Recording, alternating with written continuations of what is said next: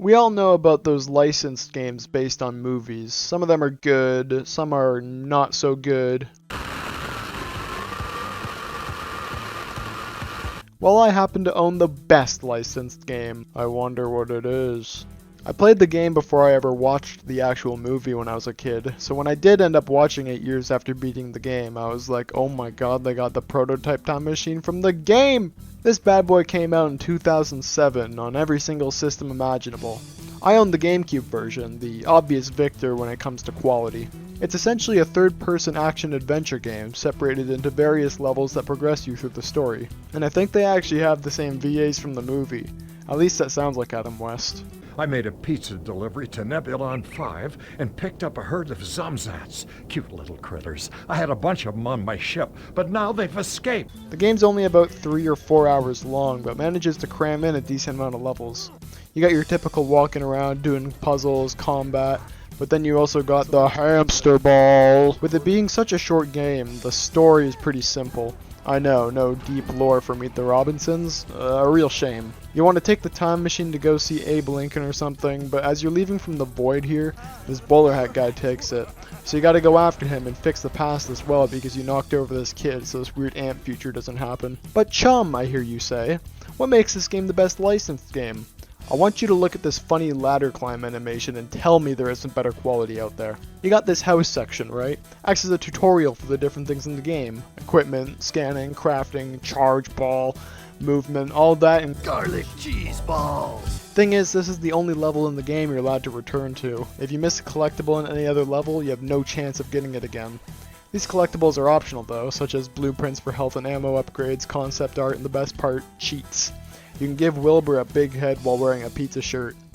Woo! I should also mention that the models during the cutscenes look real crusty, especially around the eyes and mouth.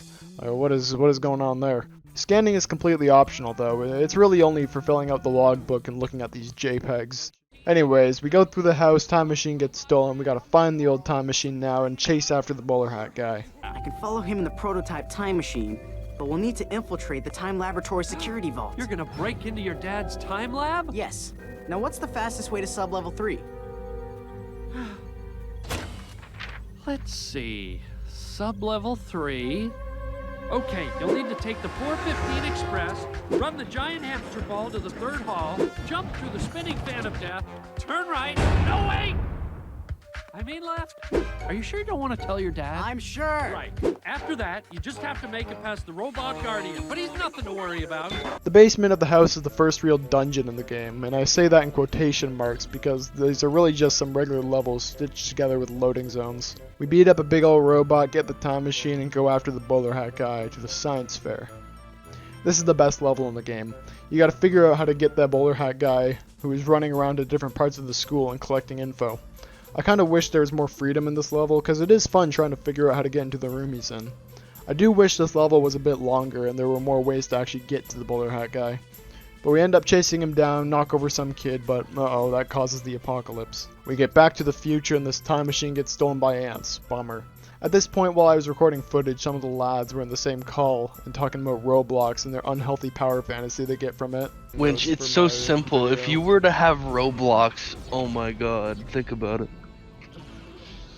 Think about the damage you can do to a bunch of 9-year-olds. No. Ranked Roblox. You don't understand, man. You don't. You really don't. This whole conversation's going in the Meet the Robinsons video for sure. You just annihilate children, and they're like They just peons. can't They do don't anything, dude. deserve to be playing against you. Well, They you don't deserve to have be their playing PC against them. burnt, What do dude. you mean? They deserve to. Oh hey look, it's my favorite game ever, Charge Ball. Charge Ball sucks. I don't like Charge Ball. It's not a fun game. Moving on. This Old Town level though is pretty cool. You gotta go through this old town and do some cool stuff to get the thing. The next level introduces the Havoc Gloves, a new piece of equipment that allows you to dig. After a tutorial section with them and fighting these ants, we finally enter the hive. This is the second dungeon, where your goal is to get the time machine in the throne room, but you need to get these gold bugs for this Melvin guy, as well as scan these monoliths to open elevators. It's not a horrible level, but it feels a lot bigger than it actually is. There's this one part where you have to fight 3 of these big ants, but these ants gave me so much trouble. They manage to stun lock you, and you don't have invincibility frames when you get hit, so you just keep on piling on damage. Combined with the finickiness and time it takes to use the Havoc gloves, it makes for a brutal time. Best bet is to kill one of them as quick as possible, because dealing with 2 is pretty easy. With that out of the way, we beat up this ant lady and the time machine gets stolen by robots. Bummer. This is the worst level in the game, and you're gonna see why. You're given this levitation ray, and this final dungeon is based around using it to lift up platforms and other stuff for puzzles. There's only one issue. These animations take so long, and you eventually have to do these puzzles where you bring these charging enemies with you. But these guys alternate between charging at you and doing this bomb attack, and that takes forever, and then they get caught on a railing when they're charging you, and You beat the boss, barfs everywhere, and you finally get the time machine back. Go back in time, you don't knock over the kid. Come back to the future, and the apocalypse happened again. Dang. You gotta fight the bowler hat guy's bowler hat, but it's big. This boss fight is fairly simple if you know how to dodge, something I forgot about. You gotta step on these pads which activate these towers, and it distracts the boss so you can wail on them. You beat the boss, and that's the end of the game. That's it. Feels like the devs planned on having another dungeon in this second apocalypse part, but it just jumps straight to the final boss. Just like I'm jumping straight to the end of this video. And that's the whole game. That's Meet the Robinsons. A fairly short and simple game, but definitely enjoyable, especially if you're a kid. The writing in it though is surprisingly sharp, and some of the jokes are actually pretty good. As well as the music. I've been playing the soundtrack over top throughout this video, and I'll be leaving a link in down in the description below, and I highly recommend listening to some of them. Of course, the game's pretty easy, except for those ants and charge ball, but that's about it. Thanks.